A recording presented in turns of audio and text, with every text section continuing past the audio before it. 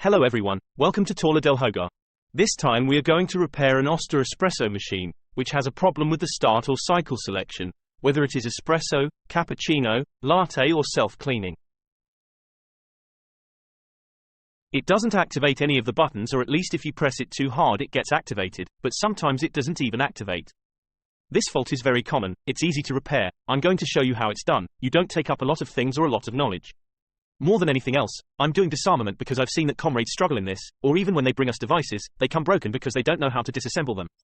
Remember to like our content, subscribe, activate the bell and leave your comment if you have any questions or recommendations.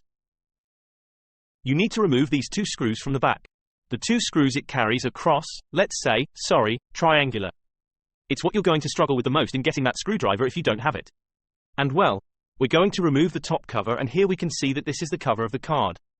The only detail, as we can see here, that they are rusty. Why are they rusty? Well, the boiler needs to be maintained so that it doesn't generate steam inside. We're going to remove all the screws that we're pointing out, which are these two right here. That's just 4. Okay, it's those bottom 2 that we pointed out and these top 2 that we removed. I do all this off camera because the screws are very rusty and that does cost a little to remove, but nothing special as plastic is. There is no quarrel. We're going to remove this one, and this one. We already have the 3 of us.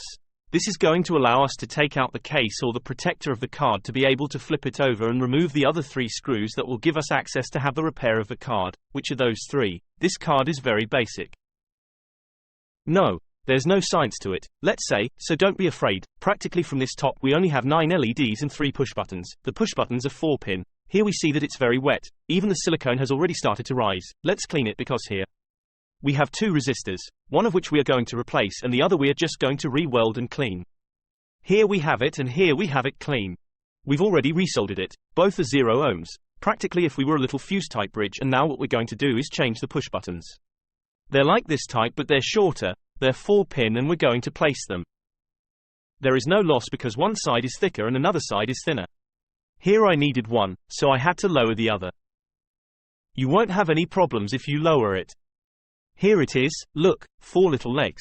There is no loss because it has practically a position on one side, they are wider on the other side, thinner, and since all this is clean, what is the part of the card with the propyl coil so well we assemble, and now it is hot. Let's try the buttons, let them all work. Practically there it is.